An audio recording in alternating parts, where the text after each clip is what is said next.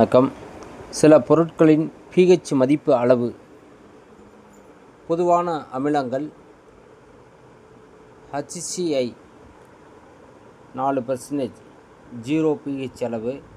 வயிற்றில் இரைப்பையுள்ள அமிலம் 1, எலுமிச்சை சாறுக்கு 2 pH அளவு, வினிகருக்கு அசிட்டிக் அமிலம் 3, ஆரஞ்சு பழத்துக்கு 3.5, சோடா நீருக்கு 4, சோடா நீர் திராட்சைக்கெல்லாம் 4, புளித்த பாலுக்கு 4.5, தூய பாலுக்கு 5, மனிதனின் உமிழ்நீருக்கு 6லிருந்து 8 வரை, தூய நீருக்கு 7, தக்காளி சாறுக்கு 4.2, காஃபிக்கு 5.6.